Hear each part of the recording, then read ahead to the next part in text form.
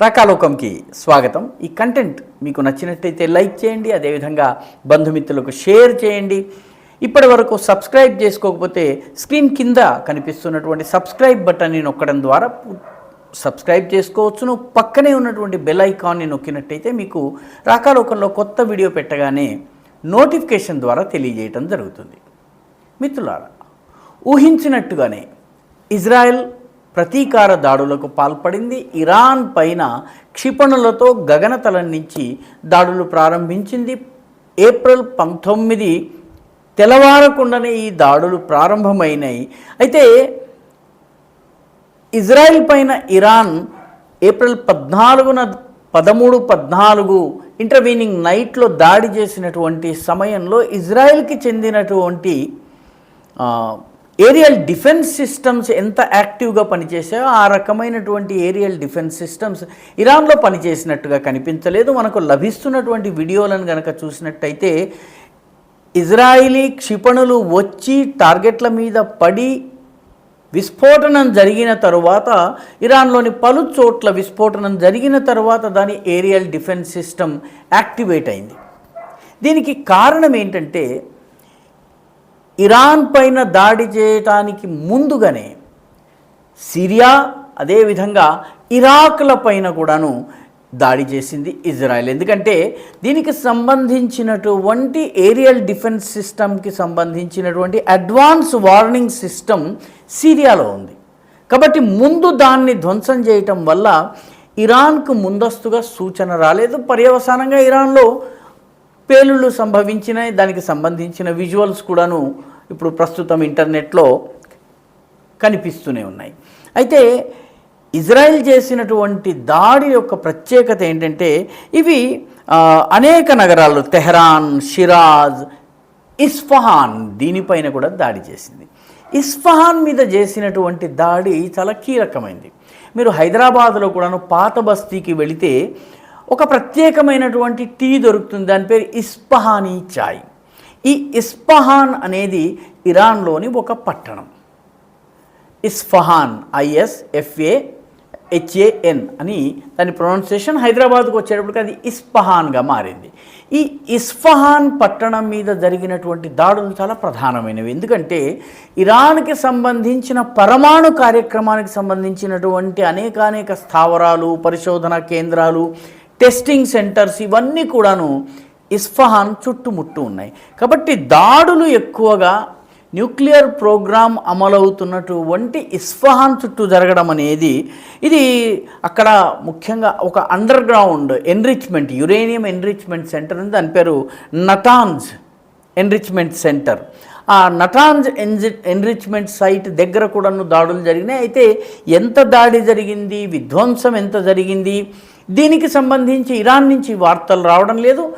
Israel నుంచి జరిగిన దాడిని తిప్పికొట్టేందుకు మన ఏరియల్ డిఫెన్స్ సిస్టమ్ యాక్టివేట్ అయింది, పనిచేస్తున్నామని చెప్తున్నారు. అదేవిధంగా ఇరాన్ గగనతలాన్ని పూర్తిగా సీల్ చేసి దేశం నుంచి ఒక్క విమానము ఎగరకుండా, అదేవిధంగా విదేశాల నుంచి కూడా విమానం రాకుండా గగనతలాన్ని క్లోజ్ చేశారు కొద్ది గంటల పాటు. ఆ తర్వాత ఎప్పుడైతే ఇజ్రాయెల్ దాడులు ఆగిపోయినాయో ఆ తర్వాత మళ్ళీ ఉత్తర భాగంలో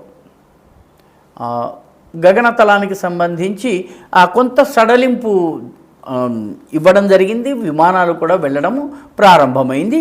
ఇంకా ప్రమాదం ఉన్నటువంటి చోట్లలో మాత్రము గగనతలం పైన ప్రయాణాల నిషేధం ఇప్పటికీ కొనసాగుతోంది. ఏదేమైనప్పటికీ కూడాను ఇదే విధంగా ఇప్పటి వరకు న్యూక్లియర్ ఇన్స్టలేషన్కి ఎటువంటి డ్యామేజ్ జరగలేదు అన్నటువంటి వార్త అయితే వచ్చింది. ఆ మేరకు ఇది ఒక అదృష్టంగా మనం భావించుకోవచ్చును.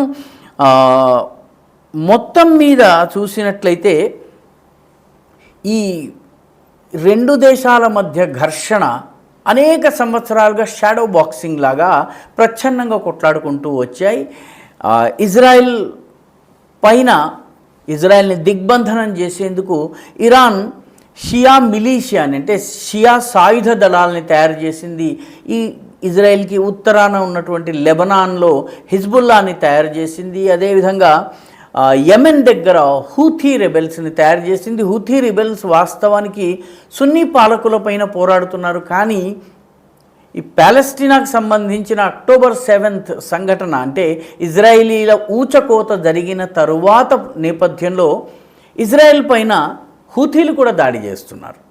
అదేవిధంగా గాజాలో ఉన్నటువంటి హమాస్కి కూడాను ఇజ్రాయెల్ ట్రైనింగ్ ఇస్తోంది, ఇరాన్ ట్రైనింగ్ ఇస్తున్నట్టుగా వార్తలు వచ్చినాయి. పూర్తి కన్ఫర్మేషన్ లేదు, కానీ ట్రైనింగ్ ఇరాన్లో జరిగిందని ఇజ్రాయెల్ ఆరోపిస్తోంది. కాబట్టి ఈ ప్రచ్ఛన్నమైనటువంటి ఫోర్సెస్ని ఉపయోగించి ఇజ్రాయెల్ని కట్టడి చేసే ప్రయత్నము ఇరాన్ చేస్తోంది. ఇరాన్లో ఉన్నటువంటి పరమాణు పరీక్షా కేంద్రాలు కావచ్చు, వాళ్ళ లెబొరేటరీస్ కావచ్చు, వాళ్ళ న్యూక్లియర్ ఇన్స్టలేషన్స్ కావచ్చు, వాటి మీద ఇజ్రాయెల్ దాడి చేస్తూ వచ్చింది. అయితే ఎక్కడ కూడా ఇజ్రాయెల్ దీన్ని అంగీకరించలేదు, మేము చేశామని చెప్పుకోలేదు. చాలామంది సైంటిస్టులను చంపేయడం కూడా జరిగింది. అయితే ఇప్పుడు ఇది ప్రత్యక్ష యుద్ధం రూపంలోకి వచ్చింది. దీనికి ప్రతీకారంగా ఇరాన్ ఏం చేస్తుంది?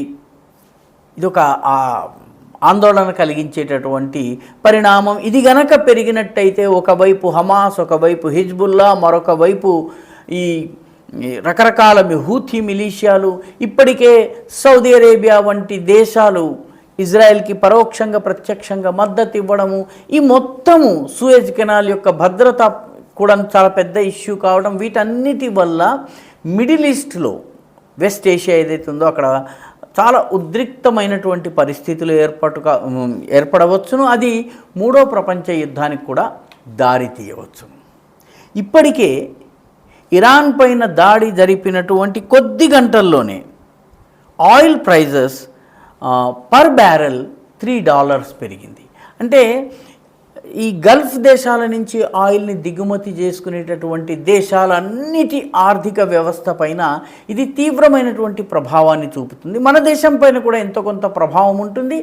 అయితే మనము రష్యా నుంచి ఆయిల్ చౌక ధరలో దిగుమతి చేసుకుంటున్నాం కాబట్టి దీని ప్రభావాన్ని వీలైనంత మేరకు తగ్గించేటటువంటి అవకాశం మన దేశానికి ఉంది, కానీ చాలా దేశాలకి లేదు. అదేవిధంగా ఈ క్రిప్టో కరెన్సీస్, బిట్ కాయిన్ వంటి క్రిప్టో కరెన్సీస్ యొక్క రేట్లు కూడాను గణనీయంగా పడిపోయినాయి. అంటే క్రిప్టో కరెన్సీలో ఇన్వెస్ట్ చేసిన వాళ్ళందరూ కూడాను ఇప్పుడు ఆందోళనలో ఉన్నారు. కాబట్టి ఓవరాల్గా మూడవ ప్రపంచ యుద్ధపు తొలి సూచనగా దీన్ని మనం చూసుకోవచ్చు. ఇప్పటికే రష్యా యుక్రెయిన్ యుద్ధం ఉంది, దానిలో నేటో దేశాలన్నీ కూడాను యుక్రెయిన్ పక్షాన ఉన్నాయి. అక్కడ ఒక రష్యాకి ఇటు చైనా మద్దతు ఉంది, చైనా మద్దతుతోటి కూడాను రష్యా అక్కడ యుద్ధం చేస్తోంది. కాబట్టి ఇది ఒక ప్రపంచ యుద్ధంగా మారేటటువంటి సూచన కనిపిస్తోంది.